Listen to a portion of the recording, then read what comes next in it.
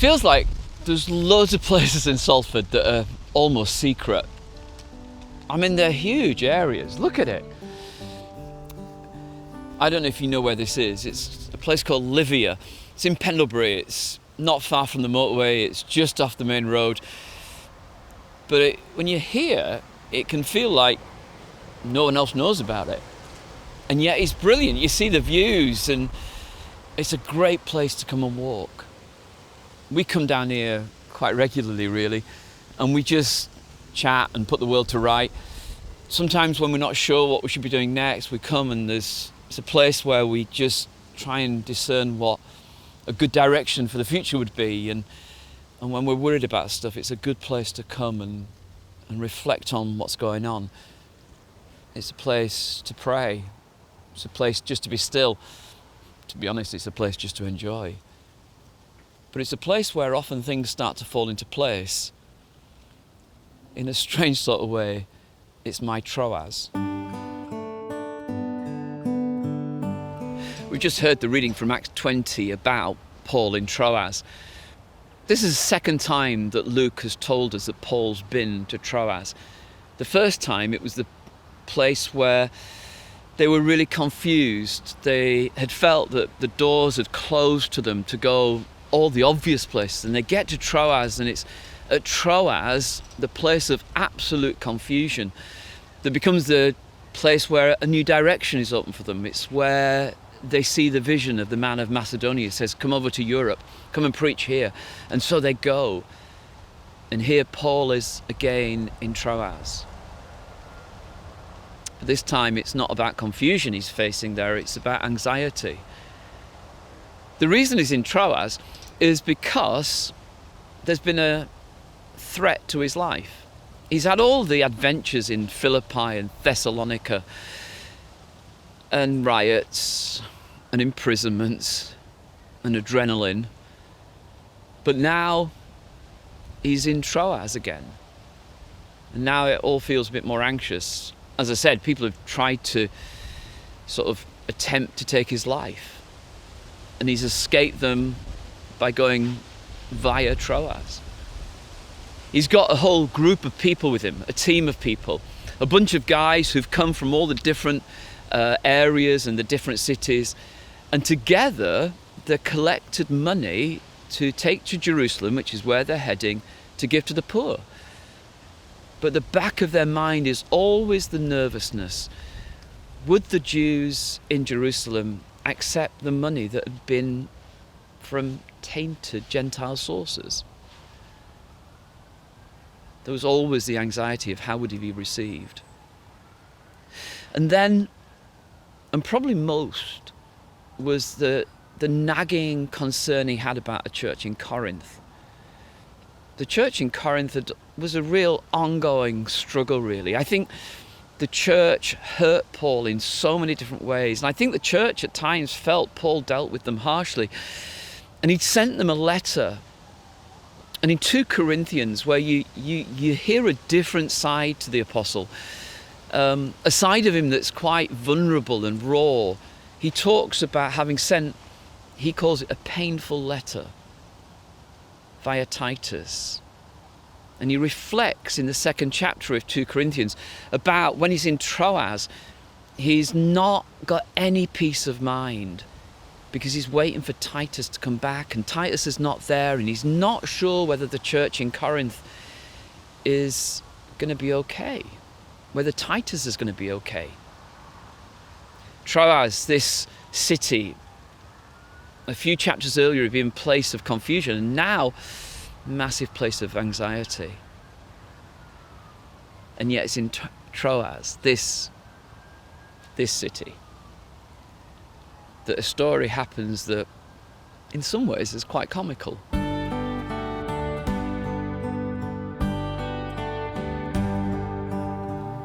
So in this place, Troas, Luke tells just one story from the 7 days that Paul is there. And it happens on the first day of the week. Now, for those people, the first day of the week, as it is for us, would be Sunday. The first day of the week, the day that Jesus rose from the dead. They weren't celebrating with Jews on Sabbath, this first day of the week, Sunday, in Troas was a working day. And so they would gather at the end of the working day and they'd come together and they'd worship together, they'd speak together, they'd share their lives together, and they'd break bread. And of course, that wasn't communion just in the way we do it, with one little bit of cracker and one little sort of sip of juice. It was a meal. But within that meal, they would remind themselves of the death and resurrection of Jesus. And in eating together, they'd remind themselves that they belong to one another. This is a community of people gathered around Jesus, who has died and rose again and is alive and with them. And Luke tells us that Paul spoke to the people, and because he intended to leave the next day, he kept on talking till midnight. Well, he had loads to tell them. He'd just written Romans. He'd been thinking and reflecting on the meaning of Jesus' death, on what his resurrection meant, the work of the Spirit, what it meant to be Jews and Greeks together, what this would look like in the context of an empire. He had loads to tell them. It's not hard to imagine how he would carry on talking. The sermon wouldn't have been just one man speaking all the time, though. It probably would have been interrupted and people would have asked him questions and he would have been able to dialogue with them. So it's kind of like a to and fro scenario, but it's midnight and he's still going on.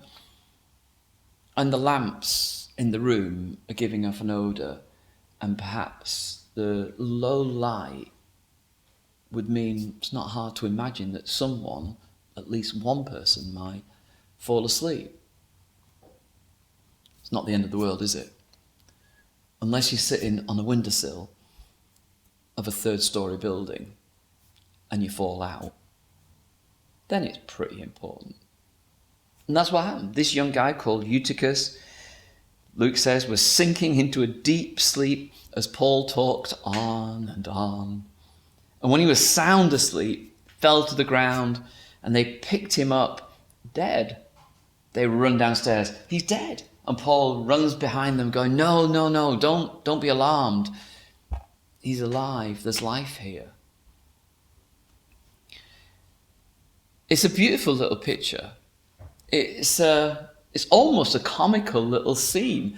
It's one where you read it and you smile, because who's not been Eutychus before? And there's something almost sort of farce-like about the thing, because Eutychus means lucky, and he was. But there's got to be more. Preachers have struggled with this when they've come to it in the past. Some preachers have used this passage and said, see, you mustn't fall asleep while the preacher's preaching, otherwise you'll die. Yeah, maybe.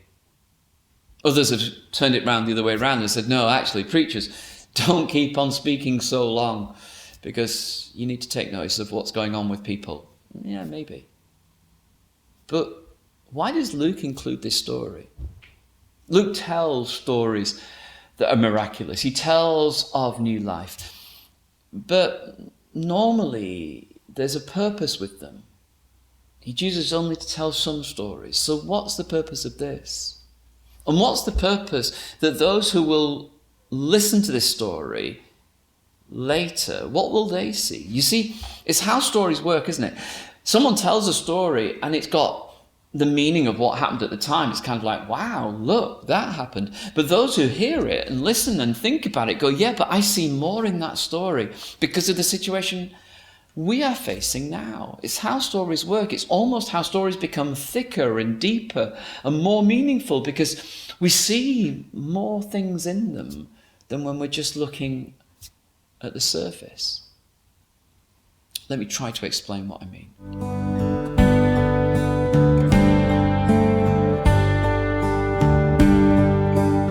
Years ago, when I came to the end of working at a college, I had a leaving due, and they bought me a present, and this was it. It was one of those situations where at that leaving due, they handed it to me and they said, open it. It had all been wrapped up, and so I opened it, and as I looked at it, I didn't quite know what I felt about it, to be honest. For them, it was clear perhaps why they bought it. It was a gift of some significance. It has value, actually. And I guess they wanted to give it me because, I don't know, maybe they were just grateful for some of the stuff I'd done while I'd worked there. There's a connectedness between the guy who painted it and one of the other members of staff, and so there was some connection that they were using, really, to give me the picture. And it was a farewell gift. It was like, here you go, Neil. Thank you. May the Lord be with you. They had a clear meaning in the gift that they gave me. But what they couldn't have begun to imagine is the meaning I started to invest in it. When we brought it home and we put it up, we grew used to the slightly mysterious, slightly jazzy feel of it. It felt like, yeah, that's got a meaning to us because we're music lovers and we listen to a lot of music and it's got that dynamism in it. And the fact that it's a keyboard connects with Maggie, and I don't think they meant that. But we saw in it something of that somehow it was more personal and personalised for us. And the fact that it was a picture and not what I'd asked for. Someone had said to me on the slide, what could we buy you? And I said a sat-nav, because at the time I thought that would be really useful. Now, of course, all those years later, that would have long gone by. But now the picture will keep that all the way through the years. So it had had one meaning for the people who'd given it at the time, but it's got another layer of meaning for those who've received it. It's what happens with stories all the time. So let's look at this story that Luke tells us again and just see if there are other layers of meaning that perhaps we can see when we look at it a little more closely.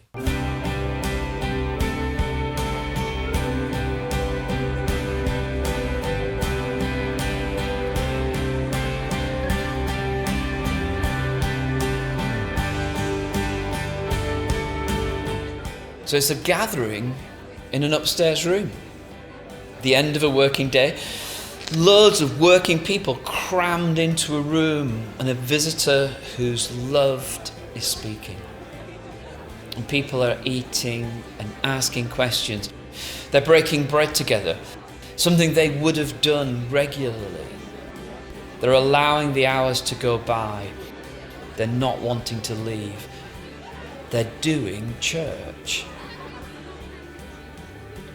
It's a place where people fall, where people drift into heavy sleep, where people are in danger of being lost. But this is a community where there's life, where death doesn't get the last word.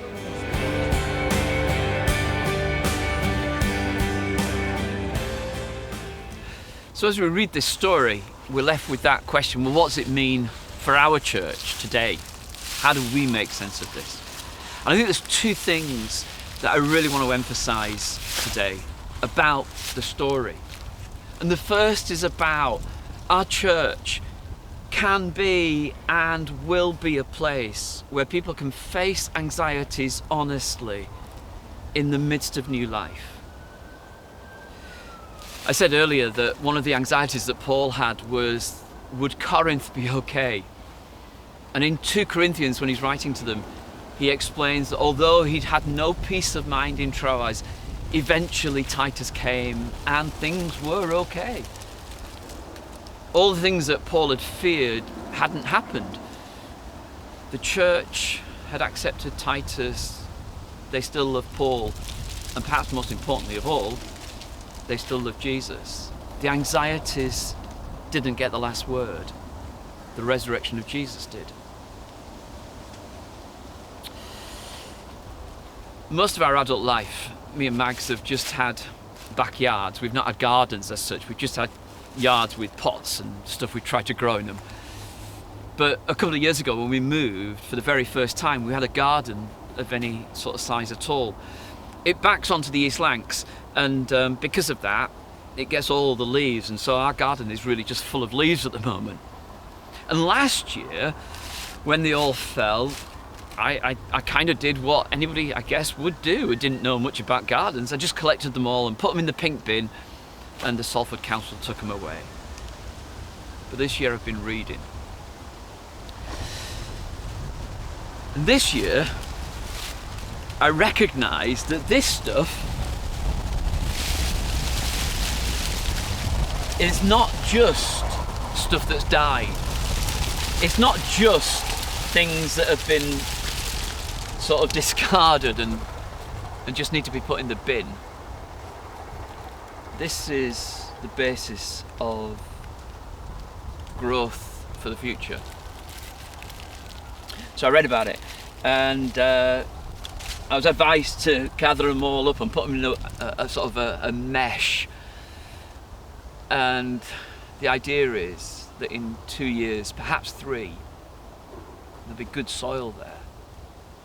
What I'm doing with all the leaves of the season is I'm making good soil. And when I was doing it, when I was gathering it all, I felt God say this to me, that it's like all of this anxiety that in one sense we just want to get rid of. God says, well, actually, if you allow me to be part of it, then actually, because of the resurrection of Jesus, because of life, something new can come. It's almost like you make good soil and something new can grow. First thing I'd want to say about this church at Troas is this: that all the anxiety that Paul had, all of the anxiety the church had about this young man that fell out of the window and was dead, actually, their anxiety was not well founded. Paul's anxieties didn't come true. The church at Troas found that Eutychus was alive because there's life here because of Jesus. To those of us who struggle with anxiety, I want to say we can be a church where the anxieties meet the resurrection of Jesus and something new can be born from them.